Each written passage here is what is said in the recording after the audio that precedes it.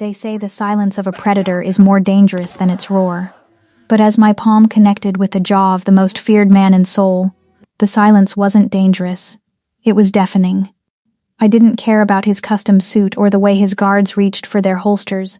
I only cared about the tears in my son's eyes. Welcome, my fierce hearts and midnight dreamers.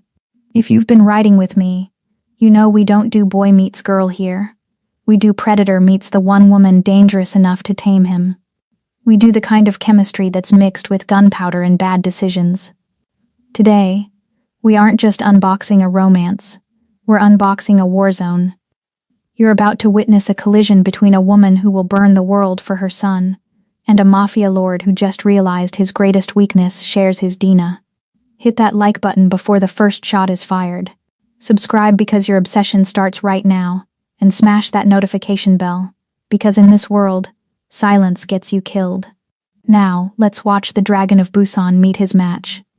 The stinging sensation in my hand was the only thing grounding me to reality.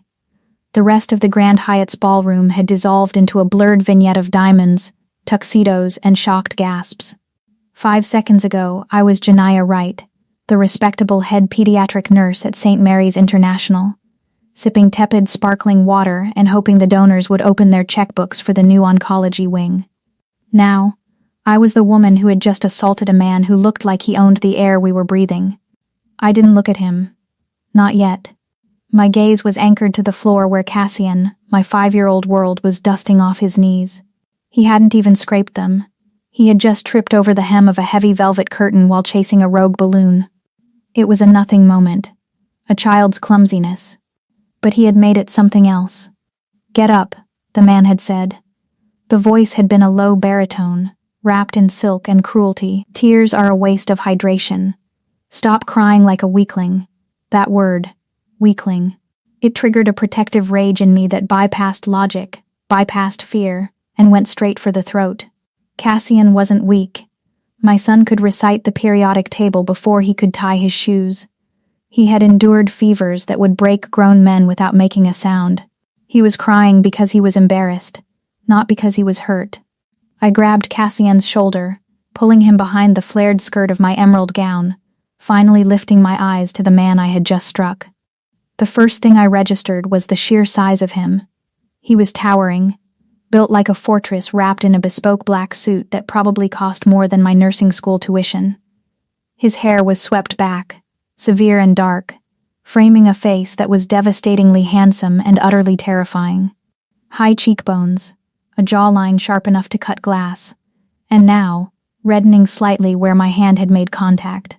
Around us, the air pressure seemed to drop. 6 men in matching earpieces materialized from the shadows, their hands sliding inside their jackets. I knew that motion.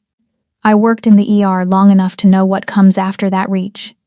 "Ma'am, step back," one of the guards barked, his voice tight with panic. Not panic for him, panic for me. I didn't step back. I stepped forward. "He is 5 years old," I hissed, my voice steady despite the adrenaline flooding my veins. He tripped. He didn't fail a tactical assessment. He fell down. The man in the suit slowly turned his head back to center. He didn't look at his guards. He didn't look at the crowd whispering behind their champagne flutes. He looked at me. His eyes were dark voids, devoid of light, devoid of mercy. For a split second, a shiver of déjà vu rattled my spine, a ghost of a memory, a scent of sandalwood and rain, but I crushed it. The man I loved 6 years ago was dead, buried in a plot I was never allowed to visit. This man was just another rich bully who thought the world existed to be stepped on. "Do you know who I am?" he asked. His English was perfect, clipped and cold. "I don't care if you're the emperor of the universe," I snapped, pointing a manicured finger at his chest. "You do not speak to my son that way. You do not shame a child for being a child. If you want to bully someone, try someone your own size." Oh wait, that would require courage, wouldn't it? A collective gasp went through the room. Someone dropped a glass. It shattered, the sound echoing like a gunshot. The guard closest to him stepped in, a gun half drawn. "Boss, I'll handle." The man raised a single hand.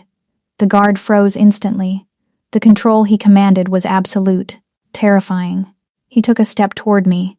The scent hit me then, expensive tobacco, cold air, and something dangerously masculine. My heart hammered against my ribs, but I refused to blink. If I was going to die tonight in front of Soul's elite, I would die standing between this monster and my son. Courage. He repeated the word as if tasting it. He reached up, his thumb brushing the corner of his lip where I'd struck him. You have terrible survival instincts, miss? Right, I said, lifting my chin. And my instincts are fine. I just have a low tolerance for arrogant pricks. He stared at me. For a long, agonizing moment, he just stared. I expected anger.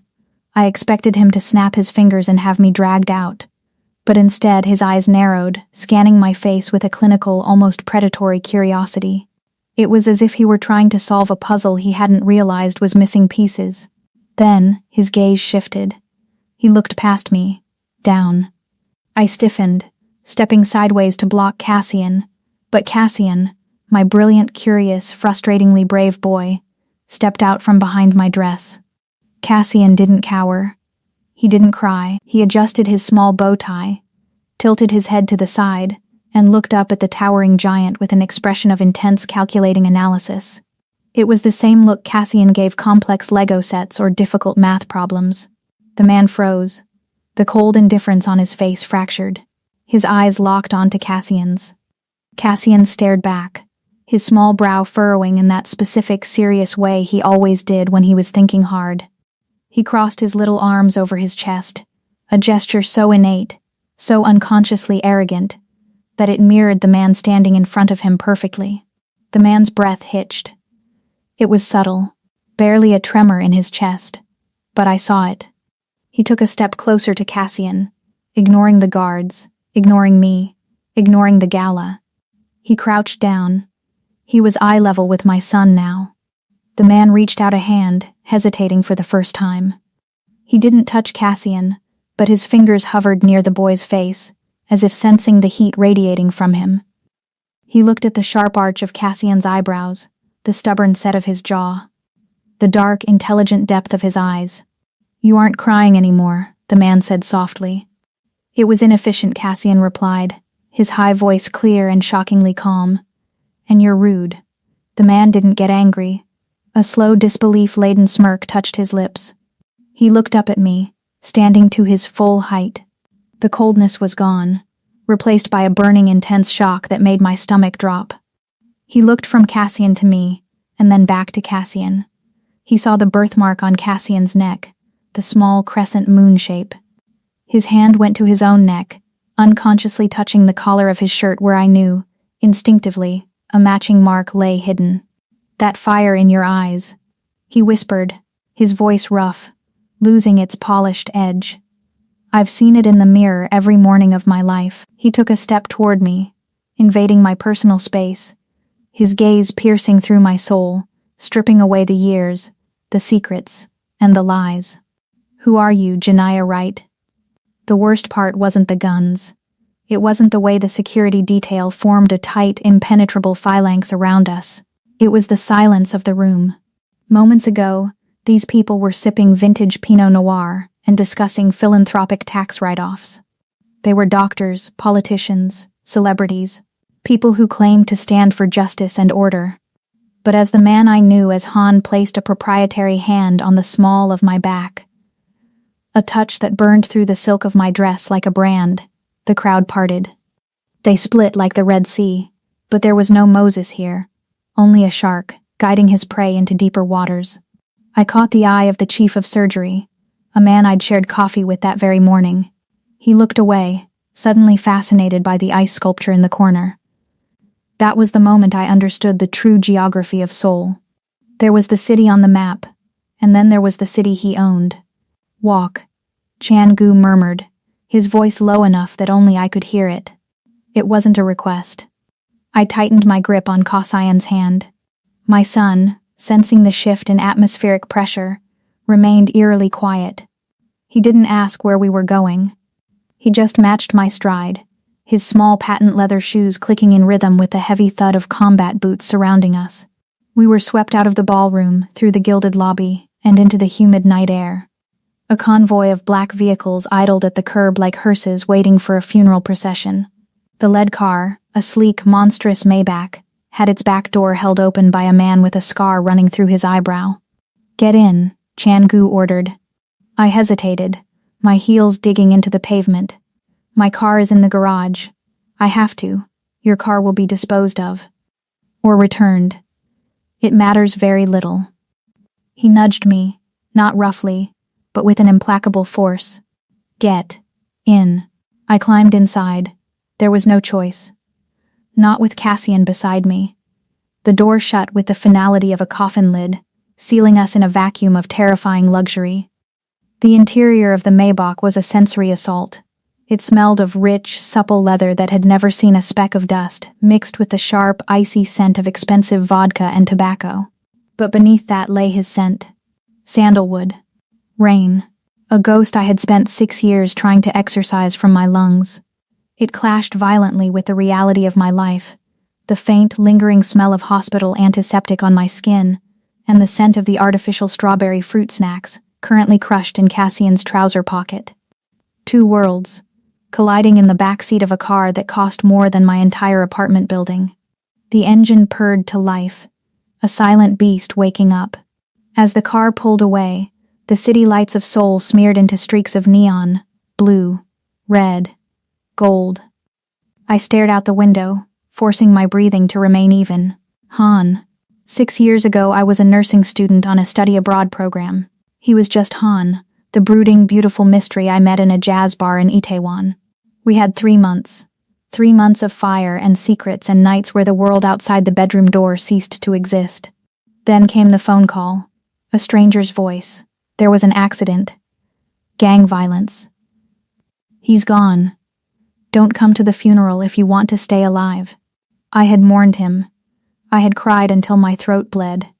I had returned to America, broken, carrying a secret life inside me.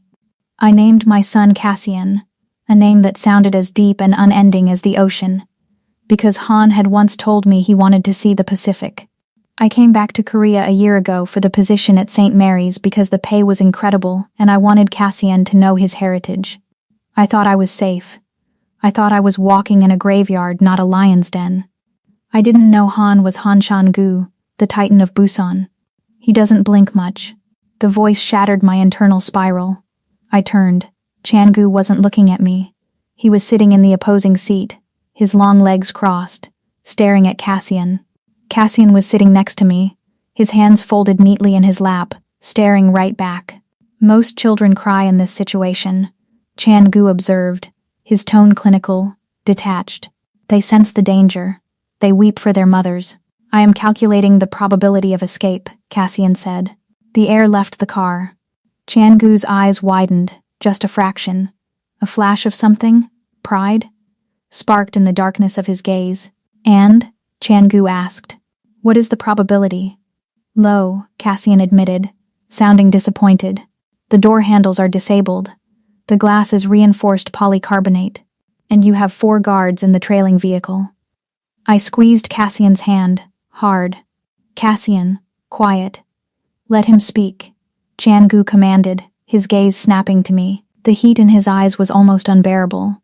"He is smarter than you were at his age. You were always impulsive, leading with your heart, slapping men you don't know." "I knew a man once," I said, my voice trembling with a rage I couldn't suppress. "But he died." Apparently, he was a liar too. Chan-gu's jaw tightened, a muscle feathered in his cheek. "I didn't lie, Janaya. I was erased. There is a difference. Tell that to the candles I lit," I spat. "Tell that to the son I raised alone because I thought his father was rotting in the ground."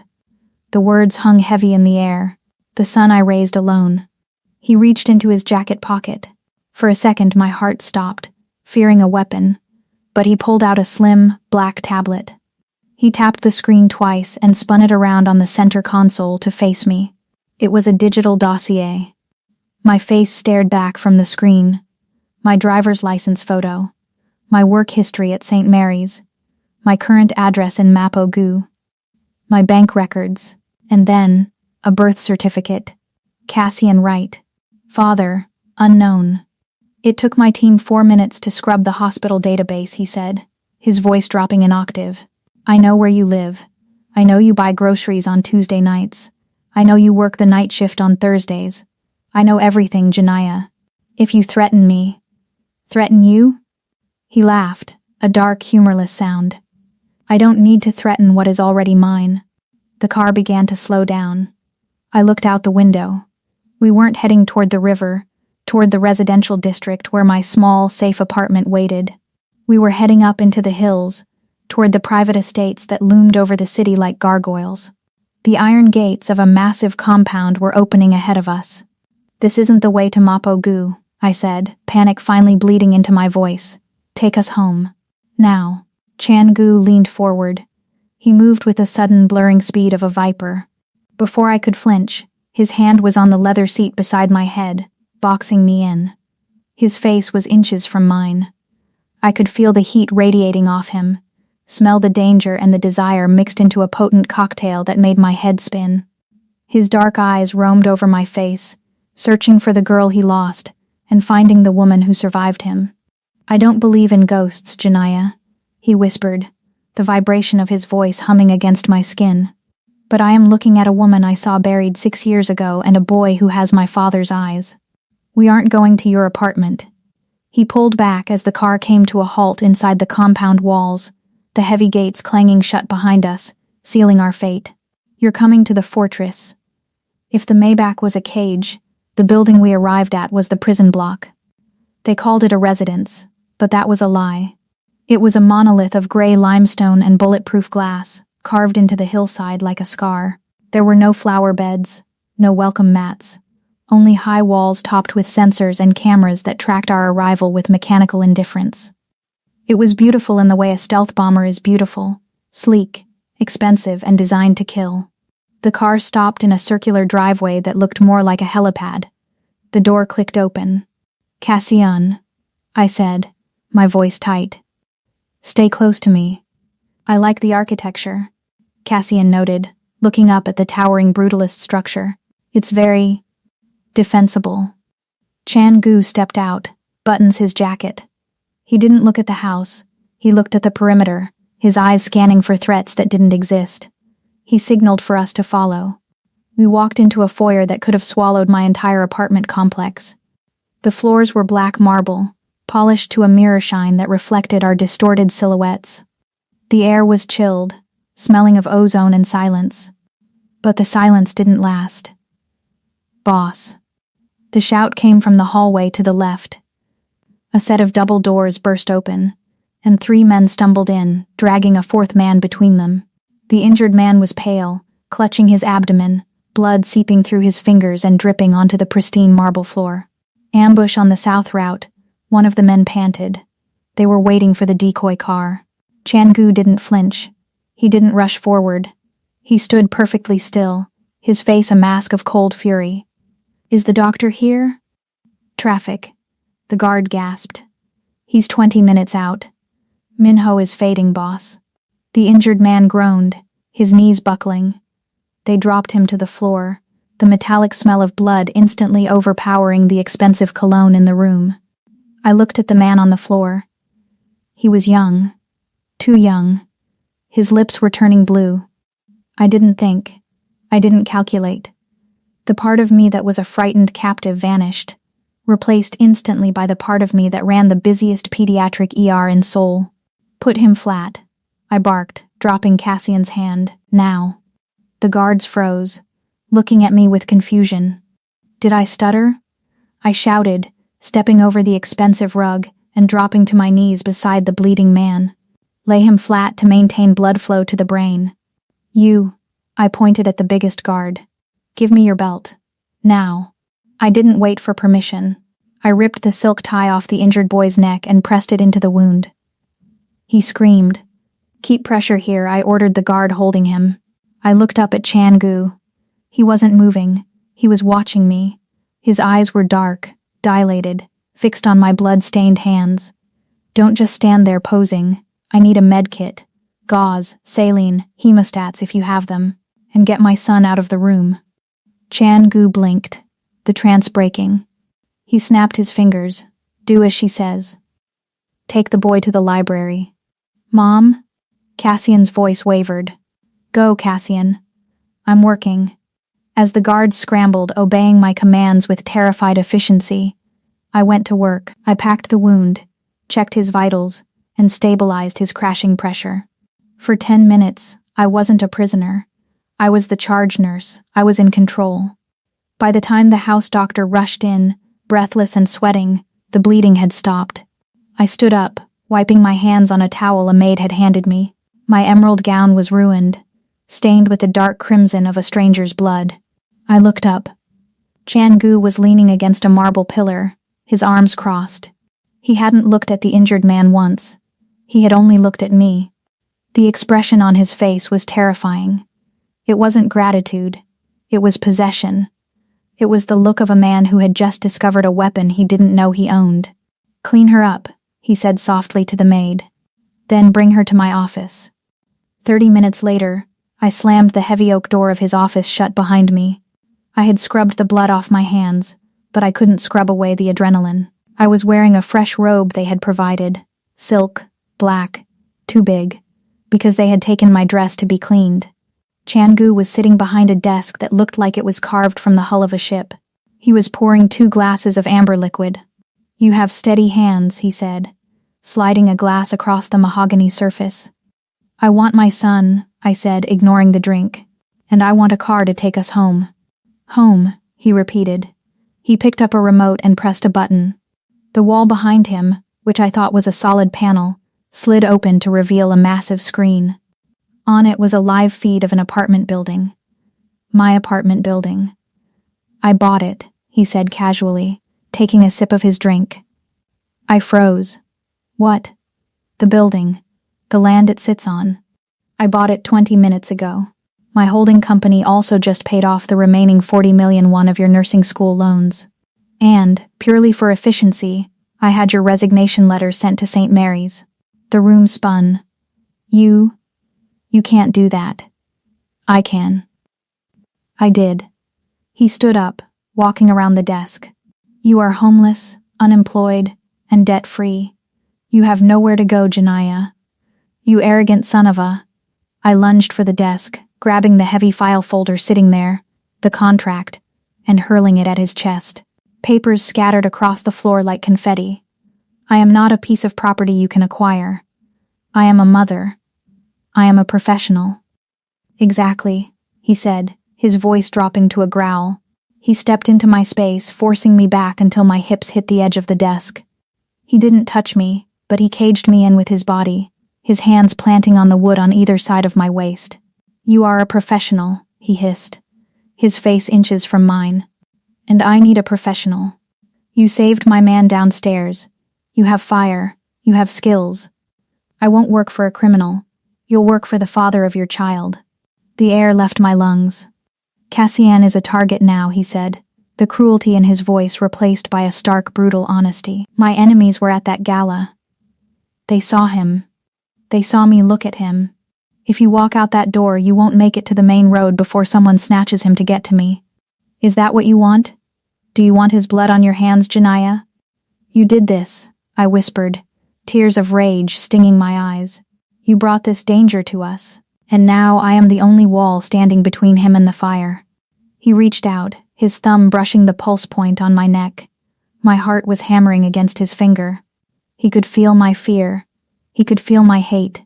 And God help me, he could feel the treacherous spark of electricity that still arced between us after 6 years of silence. The job is simple, he murmured. You stay here. You live here. You are his protector. You are my private medical consultant. You have full access to everything, except the exit. And if I refuse, you won't. He leaned in, his lips brushing my ear, his heat enveloping me completely. You can hate me, Janaya. You can try to run. But every breath that boy takes is now protected by my blood. You signed your freedom away the moment you let me see his face. Sunlight didn't enter this house, it was permitted access. I woke up in a bed large enough to sleep a family of 5, tangled in sheets made of Egyptian cotton so high a thread count they felt like water against my skin. For a moment, Just a split second between dreams and wakefulness. I reached out for the alarm clock in my cramped apartment in Mapo-gu. My hand hit cold, polished marble instead. Reality crashed back in. The gala, the slap, the fortress. I threw off the covers and marched to the walk-in closet. It was larger than my old kitchen, and it was full. Rows of garments hung like silent soldiers, silks, cashmeres, velvets. Everything was in my size. Everything smelled of lavender sachets and money. He was trying to dress a doll. I ran my hand over a backless evening gown that cost more than a kidney transplant. "Not today, Satan," I muttered. I bypassed the frills and the seduction pieces. I found a pair of high-waisted, wide-leg trousers in a severe slate gray and a crisp white blouse that buttoned to the neck. I didn't dress for a date. I dressed for a shift. If I was going to be the medical consultant, I was going to look like one. Dinner was an exercise in absurdity. The dining table was a slab of obsidian long enough to land a plane on. Chan-gu sat at the head, looking like a king on a dark throne. Cassian and I were seated to his right, the distance between us and him feeling like a canyon. The silence was only broken by the clink of silver against china. Servants moved like ghosts, placing plates of Wagyu beef and truffle-infused potatoes in front of us. I stared at the plate. Then I looked at the chef, who was hovering nervously by the door. "This is a pediatric cardiac nightmare," I announced. The chef stiffened. Chan-gu stopped cutting his steak. "Excuse me?" Chan-gu asked, his voice low. "The sodium content in this sauce alone is enough to spike a hypertensive crisis," I said, pointing my fork at the meat. "And for a 5-year-old? His kidneys are still developing. He needs balanced macros, not a heart attack garnished with gold leaf." I looked at Chan-gu. "You want him protected? Start with his arteries. Get us some steamed vegetables and grilled chicken. No salt." The chef looked terrified, waiting for the execution order. Chan-gu stared at me. He chewed slowly, swallowed, and then a ghost of a smirk touched his lips. He looked at the chef. "You heard the consultant. Vegetables. No salt." As the chef scrambled away, Chan-gu leaned back, swirling his wine. "You are difficult to please, Janaya. I'm not here to be pleased." I shot back, cutting Cassian's meat into tiny pieces. "I'm here to keep my son alive, even if it's from your hospitality." After dinner, we retreated to the playroom. If my apartment was a shoebox, this room was a toy store. It had floor-to-ceiling shelves of Lego sets, rare action figures, and a coding station that rivaled NASA's setup. But despite the abundance, the room felt sterile. Cold. Cassian sat in the center of the plush rug, dismantling a complex robotic arm he'd found. He was quiet. Too quiet. He hadn't spoken since we arrived. I sat on the window seat watching him, my heart aching. He was internalizing the stress. He was like a little sponge soaking up the tension of this house. Then I felt it, the prickle on the back of my neck. I scanned the room, there hidden in the eye of a stuffed bear on the high shelf, the glint of a lens. I stood up, walked directly to the shelf, and stared right into the glass eye. "I know you're watching," I said, my voice sharp. "You sit in your tower staring at screens like a coward. If you want to know him, come down here. Stop studying him like a lab rat and talk to your son." I held the gaze for 10 seconds. Then, the heavy door behind me clicked open. I turned. Chan-gu stood there. He had ditched his jacket. His sleeves were rolled up to his elbows, revealing forearms corded with muscle and a tattoo of a dragon winding around his wrist, a mark I remembered tracing with my fingertips a lifetime ago. He didn't look at me. He walked past me, carrying the scent of sandalwood and rain, and sat down on the rug opposite Cassian. Cassian didn't look up. He was struggling with the servo motor of the robot arm. It wouldn't align. Chan-gu watched him for a long minute. He didn't coo. He didn't use a baby voice. "The torque is too high," Chan-gu said. His voice was deep, rumbling in the quiet room. Cassian paused. He looked at the robot, then at Chan-gu. "It needs to grip," Cassian said, his brow furrowed. "It can't grip if the gear strips," Chan-gu countered. He reached out. "May I?" Cassian hesitated. He was possessive of his projects. But he nodded. Chan-gu took the small screwdriver. His hands, usually instruments of violence, were shockingly precise.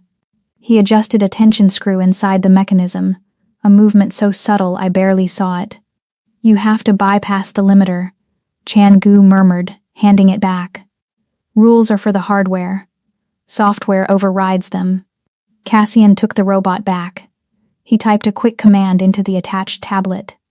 The arm whirred to life, snapping shut with perfect precision and speed, twice as fast as the manual said it should go. Cassian's eyes went wide. He looked at the robot, then at Chan-gu. The admiration in his face was instant and terrifyingly pure. "You hacked it," Cassian whispered. "I optimized it," Chan-gu corrected. And then, it happened. Cassian threw his head back and let out a laugh. It wasn't a polite chuckle. It was a belly laugh, a sound of pure, unadulterated delight. It was a sound I hadn't heard since we left America. It bounced off the cold walls, warming the room instantly. "Do it again," Cassian demanded, shoving another robot at the most dangerous man in Korea. Chan-gu froze. The sound of that laugh seemed to hit him harder than my slap had. He looked at the boy, his boy, and the mask of the Mafia boss cracked. For the first time I saw the man beneath, the man who had been lonely for 6 years. He picked up the second robot. "Okay, watch closely." I stood in the corner, my arms wrapped around myself, feeling a dangerous lump form in my throat. I wanted to hate him. I needed to hate him, but watching them, two geniuses with the same eyes, speaking a language only they understood, it chipped away at my armor. An hour later, Cassian was asleep on the rug, clutching the robot. I carried him to the bed in the adjoining room, tucking him in. When I stepped back into the hallway, Chan-gu was waiting. The lights were dimmed, casting long shadows across the marble. He was leaning against the wall, staring at the floor. When he looked up, the air between us pulled tight, charged with an electricity that made my skin prickle. "He is brilliant," Chan-gu said softly, "like you." "He's stubborn," I replied, my voice barely a whisper. "Like you." Chan-gu pushed off the wall and took a step toward me. He stopped just outside of touching distance. The smell of him was overwhelming, masculine, heady, intoxicating. He looked at the closed door of Cassian's room, then back to me. His eyes were dark, swirling with a conflict that mirrored my own. "I brought you here to protect my blood," he said, his voice rough, like gravel over silk. I thought I was securing an asset. He looked at my mouth, then up to my eyes. The intensity of his gaze pinned me to the spot. "I didn't realize," he whispered, "that you'd be the one to make it start pumping again." The sky over Seoul didn't just break, it shattered. The storm had rolled in off the Yellow Sea an hour ago, turning the night into a violent strobe light of purple and white. The thunder wasn't a rumble, it was a detonation. It shook the limestone walls of the fortress, rattling the reinforced glass like a cage being kicked by a giant. For most people, it was just weather. For me, it was a time machine. Crack boom.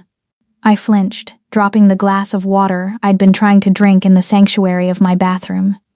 It smashed against the tile, but I didn't hear it. I heard the echo of mortar fire. I smelled cordite and burning rubber. The phantom ache in my left shoulder flared, a sharp biting pain that had nothing to do with barometric pressure and everything to do with a life I had buried under scrubs and nursing degrees. I couldn't stay in the bedroom. The walls felt too close, too much like a bunker. I tightened the sash of my silk robe, a sliver of silver fabric that felt like a second skin, and opened the door. The hallway was dark, the only light coming from the lightning flashing through the skylights, illuminating the marble floor in brief ghostly bursts. I walked toward the main salon. I needed space. I needed to see the storm, to prove to my racing heart that the explosions were just nature, not man-made. I wasn't alone. The main salon was a cavern of shadows. The floor-to-ceiling windows offered a panoramic view of the violence outside.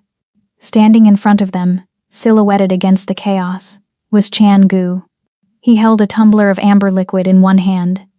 The other rested against the cool glass of the window. He was watching the lightning strike the hills with a stillness that was unnatural. He looked like he was commanding the storm, or perhaps negotiating with it. I should have turned back. But my feet were bare, silent on the rugs, and I was drawn to him like a moth to a flame that would inevitably burn its wings. "You can't sleep," he said. He didn't turn around. He didn't have to. The man had the senses of a wolf. "The thunder is loud," I lied, my voice steady but husky. Liar. He turned then. A bolt of lightning tore through the sky, flooding the room with a harsh, blinding white light. It stripped away the shadows. It stripped away my defenses. The robe I wore was thin. The light cut through the silk.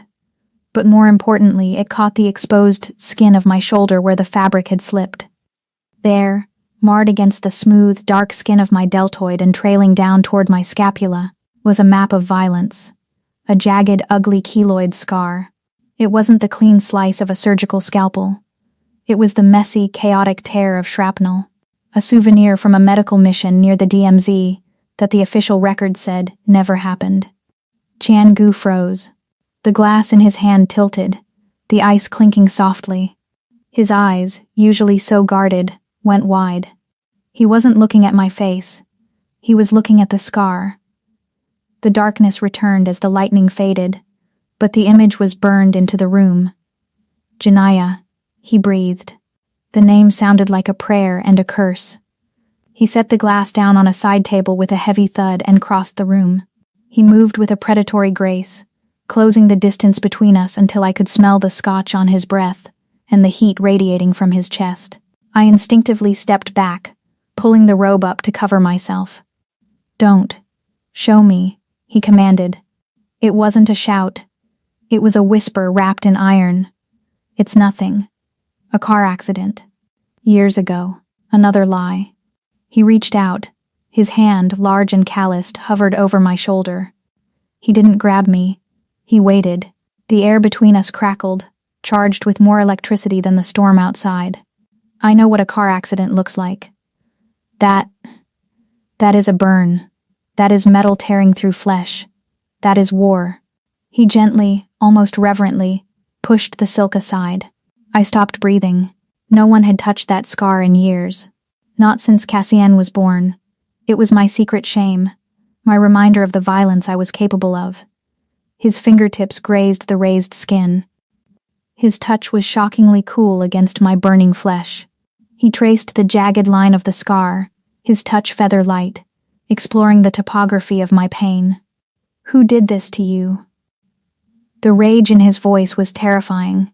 It was a low, vibrating growl that seemed to come from the center of the earth. He wasn't disgusted. He was furious. Not at me, but for me. "It was a different life," I whispered, shivering under his touch. "Before Cassian. Before I learned that healing was harder than killing." His eyes snapped to mine. The admission hung in the air. Harder than killing. He looked at me with a new expression. The curiosity was gone, replaced by a dark, simmering recognition. He saw the monster in me, the survivor, and he didn't run. He welcomed it. "We are a matched set, then," he murmured. He took my hand and guided it to his chest, pressing my palm flat against his dress shirt. I could feel the heavy, powerful thud of his heart. Under his shirt, I felt the ridges of something hard, thick scar tissue running across his ribs. "A knife," he said simply. "When I was 12. My father's rival thought I was too slow. He was wrong. But he left a reminder." He stepped closer. We were chest to chest now. The storm raged outside, wind howling against the glass, but inside, the silence was heavy, thick with desire. He looked down at me, his eyes searching my face, dropping to my lips. My breath hitched. My body betrayed me, leaning into him, seeking his warmth, seeking the oblivion that only he could offer. His hand moved from my shoulder to cup my neck. His thumb brushed my jawline. He lowered his head. I closed my eyes, tilting my chin up, waiting for the collision. His breath ghosted over my lips. "Janaya." I could taste the scotch on his tongue. I could feel the danger. I wanted it. God, I wanted it. But then, he froze. The hand on my neck tightened for a split second, then released. He pulled back, putting a foot of cold, empty space between us. My eyes flew open. He was looking at me, his chest heaving slightly, his pupils blown wide with a hunger that terrified me, but his jaw was set in a line of brutal control. "Go to sleep, Janaya," he rasped, his voice rough, like he was swallowing glass. "Go back to your room." "Chan-gu, go," he ordered, turning his back to me to face the storm again. He gripped his own wrist, the dragon tattoo flexing, as if restraining himself from reaching out again. "Go before I forget that you are my employee. Go before I forget that you are only Cassian's mother." I stood there for a moment, trembling, my skin cold where his hand had been. The rejection stung, but beneath it I heard the warning. He wasn't sending me away because he didn't want me. He was sending me away because he wanted me too much. I pulled my robe tight, turned on my heel, and fled into the darkness, leaving him alone with the thunder and the ghosts we both couldn't outrun. My fierce hearts, the storm outside isn't the only one raging. What do you think Janaya's scars truly mean? And what life is she hiding? And that moment, was Chan-gu's touch a comfort, or a warning that he's getting too close to the truth? Let me know in the comments below. A dress is just armor with sequins. That's what I told myself as I stared into the full-length mirror. Chan-gu had sent a rack of pastel, docile gowns, the kind worn by women who smile and nod. I sent them back.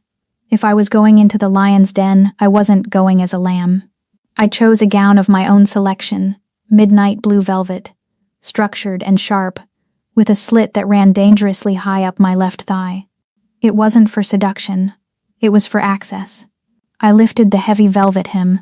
Secured against my thigh by a black lace garter was a ceramic scalpel. Non-metallic. Undetectable by wands. Razor sharp. I was a nurse. I knew exactly where the femoral artery was. If anyone touched me, I wouldn't need to overpower them. I would just need to nick them in the right spot and wait 3 minutes for them to bleed out. I smoothed the dress down. I wasn't Janaya the nurse tonight. I wasn't even Janaya the mother. I was the ghost. "Ready?" Chan-gu stood in the doorway. He was wearing a tuxedo that fit him like a second skin, all sharp lines and expensive wool. He stopped when he saw me. His eyes raked over the dress, the exposed column of my neck, the dark lipstick I'd applied like war paint. "You look..." He paused, searching for the word. "Lethal." "That's the point," I said, grabbing my clutch. "Let's get this over with." The business summit was held at the Floating Island Convention Center, a glass bubble sitting on the Han River.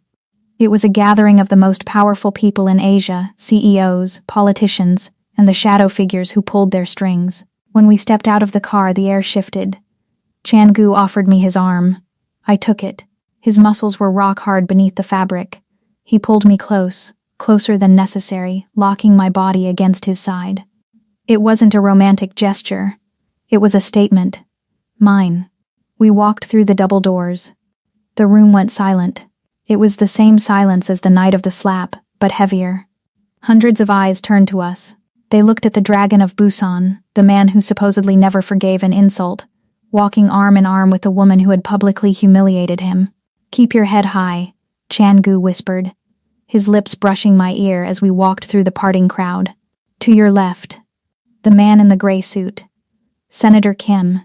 He takes bribes in Bitcoin. To your right, the woman in red. Madam Lee. She runs the Port Authority and hasn't paid a legitimate tax in 40 years. Charming friends you have," I murmured, forcing a smile that didn't reach my eyes. "They aren't friends. They are food." He steered me toward the center of the room. His hand never left the small of my back. His thumb traced small, possessive circles against the velvet of my dress, a constant reminder of his claim.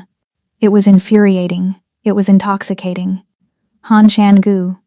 The voice was like oil slicking over gravel. We stopped. A man blocked our path. He was older, with silver hair slicked back and a smile that showed too many teeth. He held a glass of champagne like a weapon. My blood ran cold. I recognized him from the dossier Chan-gu had shown me.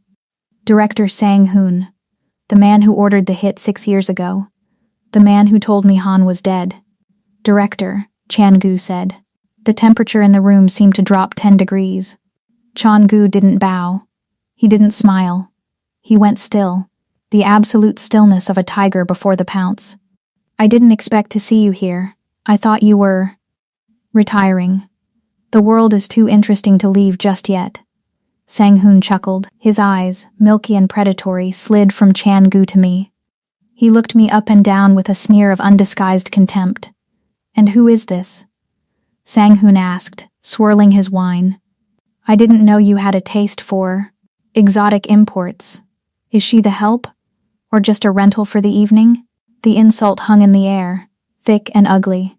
Chan-gu's hand tightened on my waist. I felt the tension coil in his body, a spring about to snap. The guards behind Sang-hoon shifted, hands moving toward their jackets. "Careful, Director," Chan-gu said softly. His voice was terrifyingly polite. "You are speaking to my fiancé, and unlike you, I do not rent loyalty. I earn it." Sang-hoon laughed, a dry, rattling sound. "Fiancé? A nurse? Come now, Chan-gu. Don't dilute the bloodline. You need a queen, not a servant who knows how to empty a bedpan." Chan-gu took a step forward. Violence was imminent. I squeezed Chan-gu's arm, stopping him. I didn't need a white knight. I had a scalpel on my thigh and a tongue sharper than any blade. I stepped forward, breaking Chan-gu's hold, and smiled at Sang-hoon. It was my best charge nurse smile, the one I used on drunk patients before I sedated them. "Director Sang-hoon, isn't it?" I said, my voice projecting clearly over the hushed crowd. He blinked, surprised I was speaking. "Yes?" I couldn't help but notice, I said, my eyes scanning his face clinically. "The yellowing of the sclera in your eyes, the spider angiomas on your neck, the slight tremor in your left hand holding that glass." I took a step closer, invading his personal space. "You speak of bloodlines, Director, but yours is currently poisoning you. That's late-stage liver failure, isn't it? If you don't stop drinking that champagne, you won't live long enough to worry about who Chan-gu marries. You'll be dead before the fiscal quarter ends." The crowd gasped. Sang-hoon turned a violent shade of red. He lowered his glass, his hand shaking visibly now that I had pointed it out. "You insolent." "I'm not insolent," I interrupted, linking my arm back through Chan-gu's. "I'm a professional, and you, Director, are a patient running out of time. Enjoy the party." I felt Chan-gu's chest rumble. He wasn't growling. He was laughing. A silent, dark laugh of triumph. Music. Chan-gu barked at the orchestra. The band hurriedly struck up a waltz. Chan-gu swept me onto the dance floor before Sang-hoon could recover. He pulled me into his frame. His hand engulfed mine. We spun, the world blurring into a streak of gold and light. "Liver failure?" he murmured, his eyes dancing with dark amusement. "Is that true?" "He has 6 months. Maybe 4, I replied, breathless. But I might have accelerated his stress levels. "You are dangerous, Janaya. I told you. I'm not a doll." "No," he whispered, pulling me flush against him so our bodies moved as one. "You are a queen." For a moment, in the middle of the dance floor, I forgot the contract. I forgot the gunfight. I just felt him. The strength of his hand, the heat of his body, the way he looked at me like I was the only thing in the universe that mattered. Then, I saw it. Over Chan-gu's shoulder, up on the mezzanine balcony. A flash. Not a camera flash, the glint of a lens adjusting in the dark. A man in a maintenance uniform was tracking us. I stiffened. Chan-gu. Balcony. 3 o'clock. Chan-gu didn't look. He didn't break the rhythm of the waltz. He just spun us, putting his broad back between me and the shooter, shielding me with his own body. "I see him," he whispered against my hair. "Is it a sniper?" "Recon," he said, his voice dropping to a deadly calm. "They are taking pictures. They want proof of your face. Proof of the weakness. What do we do?" He pulled me closer, his grip bruising. "Don't look up," he commanded. "Smile. Smile like you love me. Smile like we are the happiest couple in Seoul. If they want a show, let's give them a tragedy." I looked up at him. I forced a smile onto my lips, but my eyes were wide with fear. "The war has officially started, Janaya. Happiness is a trap. It softens your edges, dulls your reflexes, and makes you forget that in a world built on violence, peace is just the reloading phase." For 2 hours I forgot. The morning sun was streaming through the bulletproof glass of the kitchen, turning the marble counters into a sea of gold. The air smelled of brewing espresso and pancakes. It was domestic. It was terrifyingly normal. Chan-gu stood at the stove, wearing gray sweatpants and a white t-shirt that stretched tight across his back. He wasn't the Titan of Busan right now. He was just a man trying to flip a pancake without breaking it. It's all in the wrist, I teased, sitting at the island with a mug of coffee. The viscosity of the batter is inconsistent, he grumbled, though a smile tugged at the corner of his mouth. He successfully flipped one, landing it on Cassian's plate. Cassian, sitting next to me, clapped. Good job, father. The word hung in the air. Father. Chan-gu froze. He looked at Cassian, his eyes softening in a way that made my chest ache. He reached out, ruffling Cassian's hair with a hand that had broken bones and signed death warrants. Eat up, smart guy, Chan-gu said softly. Then he looked at me. The heat in his gaze wasn't the predatory hunger of the night before. It was warmer. He walked around the island, leaning in until his face was inches from mine. Last night, he murmured, his thumb brushing my lower lip. You were incredible. I haven't seen anyone shut Sang-hoon down like that in a decade. I just told the truth, I whispered. Maybe, he said, leaning closer, his eyes dropping to my mouth. Or maybe you really are a queen. He was going to kiss me. And God help me, I was going to let him. I leaned forward, closing the gap. Slam, the kitchen doors burst open, hitting the walls with a crack like a gunshot. Chan-gu spun around, his body instantly shifting from lover to killer. He placed himself between us and the door before I could even blink. It was head of security, Min-sok. Behind him were 3 armed guards. They weren't in standby mode. Their weapons were drawn. Put the weapons away, Chan-gu barked, his voice dropping to a growl. You are scaring the boy. I can't do that, boss, Min-sok said. He didn't look at Chan-gu. He was looking at me, and the look in his eyes was pure, unadulterated hatred. Explain, Chan-gu said. The temperature in the room plummeted. Min-sok stepped forward, holding out a tablet. We ran a sweep of the network traffic from last night. During the gala, while you were dancing, Chan-gu took the tablet. He swiped through the screen. Once. Twice. His back went rigid. The relaxed posture of the morning vanished, replaced by the tension of a steel cable about to snap. This is a mistake, Chan-gu said, but his voice lacked conviction. It's not, Min-sok insisted. Outgoing transmission. Encrypted. Level 5 masking. It originated from her phone, boss. The timestamps match the moment she stepped onto the balcony. Chan-gu turned slowly. The man who had looked at me with warmth 10 seconds ago was gone. In his place was the dragon. His eyes were void of light, 2 black holes that swallowed everything. Who did you send it to? He asked. His voice was so quiet it was terrifying. Send what? I stood up, my heart hammering. I didn't send anything. I don't even have the encryption keys for. Don't lie. Chan-gu roared. The sound shook the room. Cassian whimpered, sliding off his stool to hide behind my legs. Chan-gu threw the tablet onto the marble island. It slid across the surface, stopping right in front of me. I looked down. It was a chat log. Sender, J. Wright. Recipient, Director Sang-hoon. Message, target confirmed. The heir is viable. Trust established. Proceed with Phase 2. I didn't write this, I said, my voice shaking with a mix of fear and fury. Chan-gu, this is a deep fake. Anyone could have cloned my email. Look at the syntax. Heir is viable? I don't talk like that. No, he said, stepping closer. But a ghost does. He reached out and grabbed my arm, the arm with the scar. His grip was bruising. The scars. The combat triage. The way you handled Sang-hoon. I thought you were a survivor, he hissed. His face inches from mine, twisted in a grimace of betrayal. But you're just an operative. You played me. You used my son to get inside. I am his mother.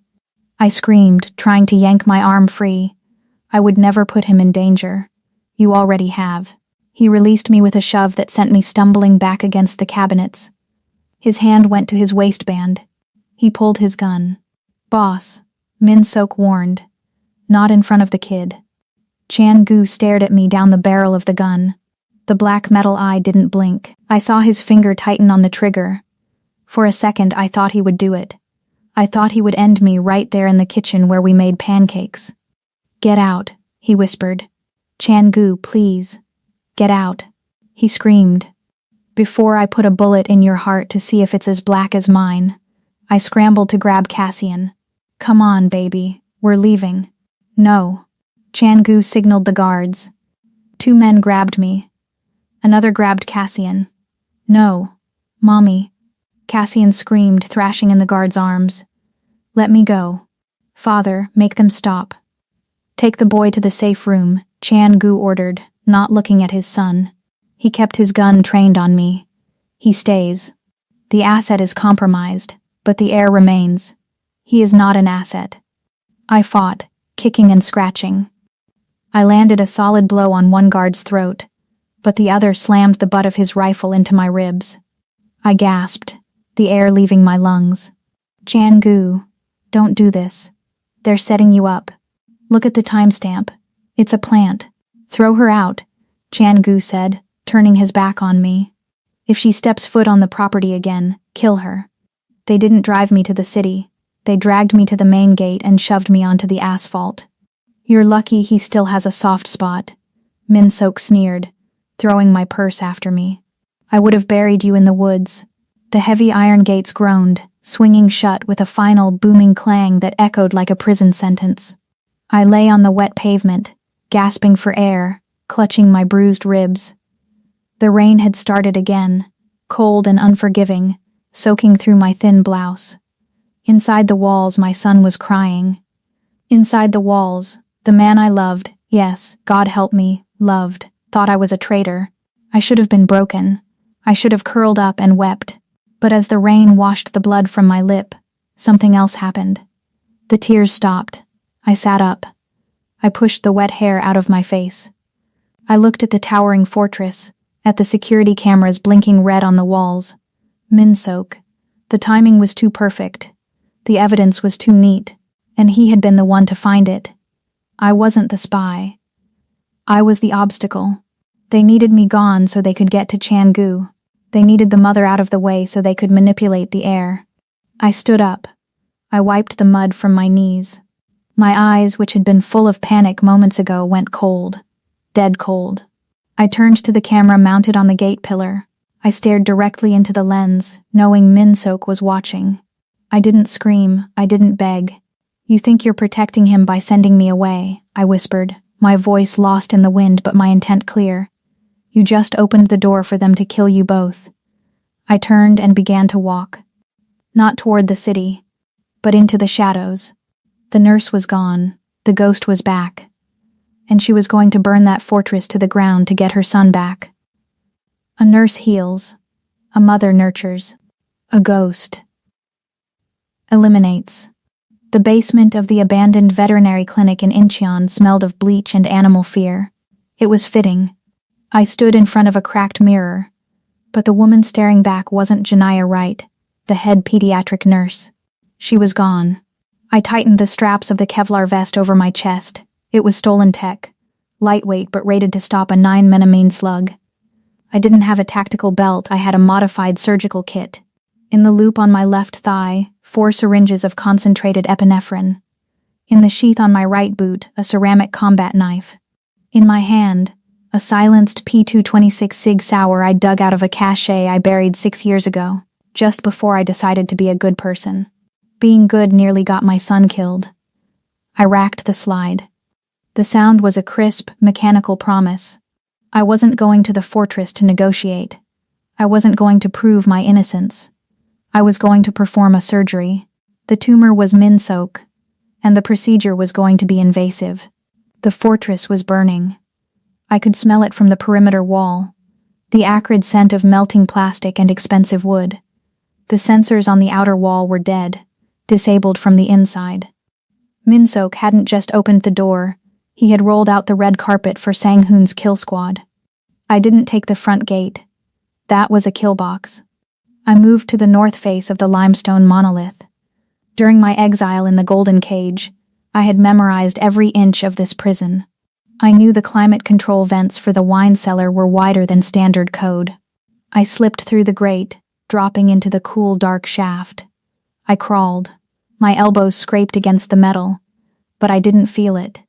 I only felt the pounding rhythm of my heart, beating a frantic war drum. Cassian. Cassian. Cassian. I dropped out of the vent into the pantry, landing silently in a crouch. The house sounded like a slaughterhouse. Gunfire echoed from the main foyer. Heavy boots stomped on the marble above. I moved. I flowed through the shadows of the kitchen, the same kitchen where Chan-gu had made pancakes 48 hours ago. Now, it was riddled with bullet holes. A maid's body lay by the refrigerator. I didn't stop. I couldn't save the dead. I reached the service door that opened onto the mezzanine overlooking the foyer. I froze. Below me, the grand entrance hall was a war zone. The obsidian floor was slick with blood. Bodies, Chan-gu's loyal guards, were scattered like broken toys. And there, behind an overturned marble table near the library doors, was Chan-gu. He was a wreck. His tuxedo shirt was torn, soaked in crimson at the shoulder. He was firing his handgun with his left hand, his right arm hanging uselessly by his side. He was pale, sweating, backed into a corner. 6 mercenaries in full tactical gear were advancing on him in a phalanx. They weren't rushing. They were toying with him. They knew the Dragon of Busan was defanged. "Give up the boy, Han," one of them shouted, "and we'll make it quick." Chan-gu didn't answer. He just fired again, dropping a man. But his magazine clicked empty. He dropped the gun. He reached for a knife on his belt, swaying on his feet. He was going to die.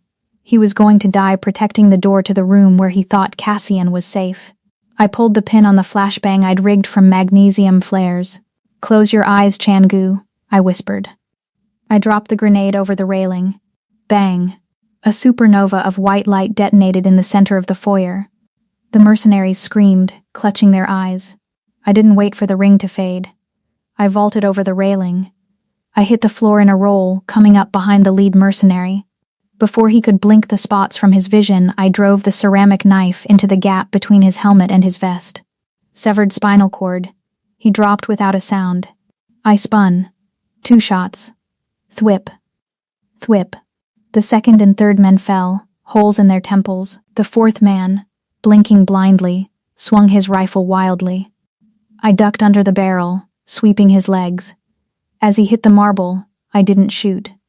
I jammed a syringe of pure epinephrine into his carotid artery. His heart would explode in 30 seconds. The last 2 men scrambled back, realizing the predator had changed. I raised my weapon, my face a mask of stone.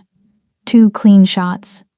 Silence returned to the foyer, broken only by the gurgling of the dying men and the heavy, ragged breathing of the man behind the table. I turned. Chan-gu was staring at me. He was slumped against the marble, his face gray, his eyes wide with shock. He still held his knife, trembling, pointed vaguely in my direction. He looked at the bodies. He looked at the tactical gear. He looked at the woman he had thrown out into the rain. "Janaya?" He rasped, blood bubbling on his lips. You're the spy." I walked over to him. I didn't offer comfort. I didn't hug him.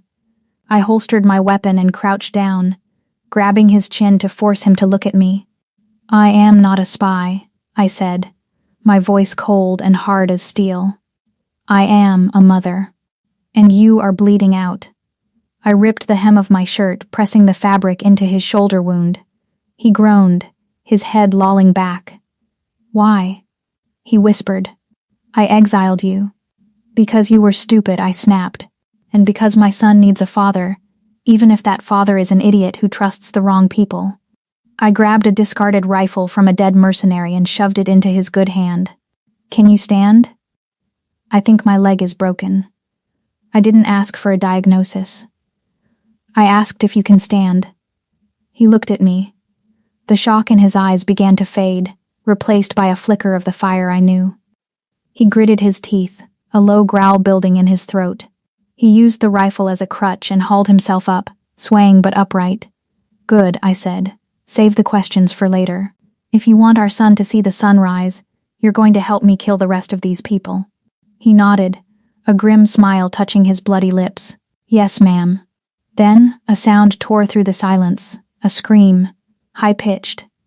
Terrified. Cassian. It came from the library. The safe room. Chan-gu's head snapped toward the double doors. No. The doors creaked open. Min-sok stepped out. He was using Cassian as a human shield. A gun was pressed to my son's small temple. Cassian was sobbing, his face wet with tears, his little hands gripping Min-sok's arm. "Drop the weapons." Min-sok screamed, his voice cracking with panic. "Drop them or I paint the walls with his brains." Chan-gu froze.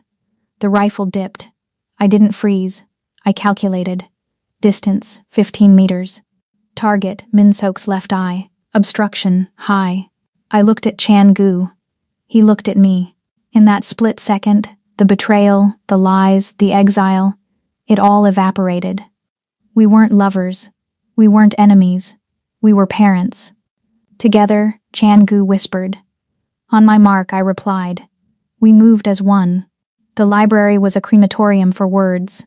Centuries of history bound in leather were curling into ash as the fire, fed by the oxygen rushing in from the shattered foyer, licked up the mahogany shelves.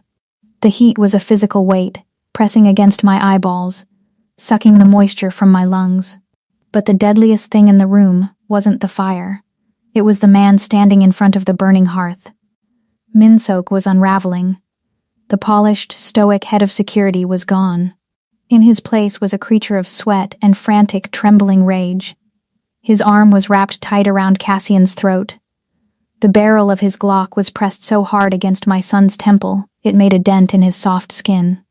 "Stay back." Min-sok screamed, spittle flying from his lips. "I'll do it. I swear to God I'll open his skull." Chan-gu stood 10 feet away, swaying like a broken tree in a gale. His blood was dripping onto the Persian rug, counting down the seconds of his life. But his gun was steady. His eyes were locked on Min-sok. "Why Min-sok?" Chan-gu asked, his voice low, ignoring the flames roaring behind him. "You were my brother. I was your servant." Min-sok roared. "I built this empire while you played king. And then you brought her in." He jerked the gun toward me. "You softened, Han. You started looking at floor plans for nurseries instead of supply routes. You became weak. I did this to save the organization from your sentimentality." "You didn't save anything," I said, my voice cutting through the crackle of the fire. I stepped up beside Chan-gu. We were a united front, a dying king and his exiled queen. You just burned it down because you were jealous you could never sit on the throne. "Shut up, bitch." Min-sok shifted his aim toward me. That was the mistake. For a split second, the gun left Cassian's temple. I locked eyes with my son. Cassian was terrified, tears streaming down his soot-stained face, but his eyes, they were Chan-gu's eyes. They were analyzing. They were waiting. "Cassian," I said, my voice terrifyingly calm. "Do you remember the bee sting protocol?" Min-sok blinked, confused. "What?" Cassian's eyes widened. He remembered. "Anaphylaxis drill. When the throat closes, you drop to the floor to preserve oxygen flow. You become dead weight. Now, Cassian." I screamed. "Drop." Cassian didn't hesitate. He went boneless. He slumped instantly, his entire body weight dragging down on Min-sok's arm. Min-sok stumbled, his balance compromised by the sudden dead weight. "You little..." But Cassian wasn't done. As he fell, his hand jammed into his pocket. He pulled out the small, metallic spider robot, the one Chan-gu had helped him optimize in the playroom. He squeezed the chassis. Screech! The robot emitted a high-frequency feedback loop, a sonic weapon Cassian had accidentally coded days ago. It was a piercing electronic shriek that shattered the air. Min-sok flinched. It was a microsecond of instinct. He clamped his hands over his ears, the gun waving wildly. "Chan-gu," I shouted. We moved in perfect lethal synchronization. Chan-gu didn't shoot. He couldn't risk hitting Cassian. He threw himself forward, a human shield diving into the line of fire. Bang. Minsok squeezed the trigger blindly. Changu's body jerked mid-air. A spray of red mist erupted from his chest. He hit the floor, sliding over Cassian, covering his son's small body with his own broken frame. Minsok looked down, a triumphant grin twisting his face as he leveled the gun at Changu's back for the kill shot. He forgot about the ghost. I didn't run. I didn't scream. I stood my ground, raised the Sig Sauer, and exhaled. The world slowed down. I saw the bead of sweat on Minsok's forehead. I saw the madness in his eyes. I saw the realization dawn on him that he had made a fatal error in target prioritization. I squeezed the trigger. Thwip. One shot. The bullet entered Minsok's left eye and exited the back of his skull, taking his jealousy, his ambition, and his life with it. He dropped like a stone. Father.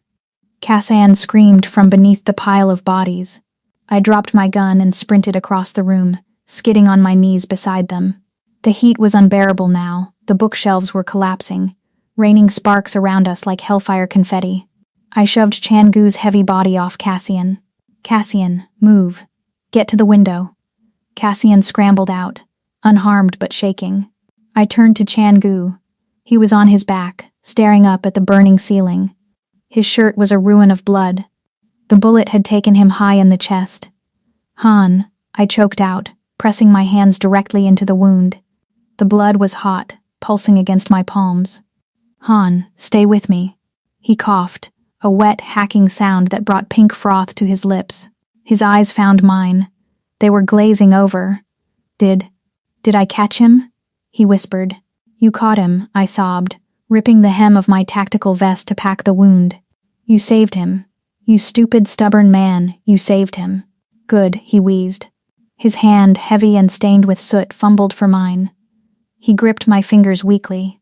The fire, it's warm. No, you don't get to die. I leaned over him, using my body to shield him from the falling debris. I was pressing down with everything I had, trying to keep the life inside him. I did not walk through hell and back just to watch you quit on me now. Breathe, Han. That is an order. The roof groaned. A massive beam crashed down on the other side of the room, sending a wave of sparks over us. Sirens began to wail in the distance, the first sign that the outside world had noticed the dragon's fortress was burning. Changu's eyes fluttered. He looked up at me, seeing the tears cutting tracks through the soot on my face. He saw the fierce, terrifying love I had tried so hard to hide. You came back, he whispered, a ghost of a smile touching his bloody lips. I leaned down, pressing my forehead against his, our breaths mingling in the smoke. I never left, Han, I promised him, my voice breaking. I just had to find my way through the dark. His eyes closed. His grip on my hand went slack. Han? I looked at Cassian, who was huddled by the window, watching us. We have to move him, I said, my voice turning into the steel of the surgeon. Grab his feet, Cassian. We are leaving this house. All of us. 6 months. That's how long it took for the scars to fade and for the winds to sweep away the last of the ash from the old fortress. We didn't just rebuild, we reinvented. We built a world on top of the ruins, one where the walls were made of glass instead of limestone, inviting the sun to witness our survival. The new estate is a modern paradise of jasmine gardens and open spaces, though beneath the beauty lies a security grid that would make the Pentagon look like a playground. I adjusted the lapel of my white Dior blazer, the silk cool against my skin. My stethoscope hung loose around my neck, my silver chain of office. I wasn't just the woman of the house. I was Dr. Janiyah Wright, director of the Han Medical Foundation and the architect of our new legitimate future. This is sensitive business, Mrs. Han, the man across the desk sneered. Mr. Choi, a logistics partner from Incheon who still smelled of old-world arrogance, barely spared me a glance. Perhaps you should check on the dinner menu? The men have grown-up things to discuss. Chan-gu sat in the leather armchair opposite him. He didn't roar. He didn't reach for a weapon. He simply leaned back, his hand resting on the head of a sleek ebony cane, the only visible trophy from the fire that had tried to claim him. The slight limp he carried now didn't signal weakness. It made him look like a lion who had seen the end of the world and decided to walk back from it. Chan-gu smirked, his eyes glinting with a dangerous kind of pride as he gestured toward me. She's not asking for your permission, Choi. She's giving you a diagnosis. I didn't raise my voice. I didn't have to. I pulled up a file on my tablet and slid it across the mahogany. Mr. Choi, I said, my tone as clinical as a morgue. You're skimming 3% off the medical shipping routes. It's sloppy work. But more importantly, I've reviewed your vitals. You had a pacemaker installed in 2021. The encryption on that specific model is a joke. I could hack the frequency from this iPad and stop your heart before you even finish your scotch. Now, do you want to sign the new contract with the 15% royalty fee? Or shall we see how long your battery lasts? Choi turned a sickly shade of gray. He looked at Chan-gu, seeking a mercy he wouldn't find, then back at me. With a hand that trembled violently, he signed the paper and fled the room. You're getting meaner, Chan-gu murmured, standing up. He crossed the room, his gait uneven but his presence absolute. I'm getting protective, I replied, stepping into his arms. The scent of him, sandalwood and rain, was the only thing that could truly quiet the ghost inside me. The door burst open before he could kiss me. Mother. Father. Look. Cassian skidded into the room, holding a drone that looked like a metallic dragonfly. I fixed the stabilization gyroscope.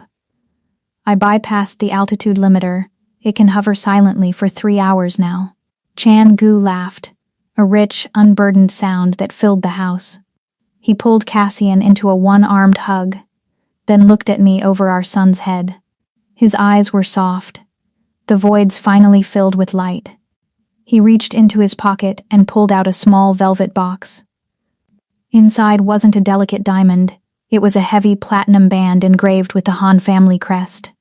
For the partner who saved the Empire, he whispered, sliding the weight of it onto my finger, and the woman who saved my soul. I looked at the ring, then at the 2 men who were my entire universe. I used to clean up the blood of strangers for minimum wage. I used to be a ghost in my own life. Now, I run the city that tried to break me. The smell of bleach is a distant memory, replaced by the scent of jasmine, the heat of the man I love, and the future I fought to keep. But as the sun sets over the Han River, bathing the city in a bloody crimson glow, a sleek black motorcycle pulls up to the outer gates. The rider doesn't speak. He drops a heavy black envelope into the mailbox and disappears into the night like a shadow.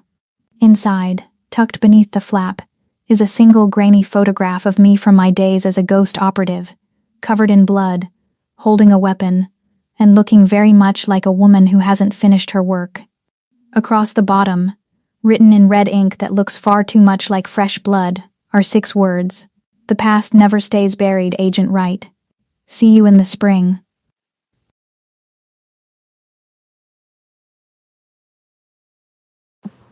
I love these stories.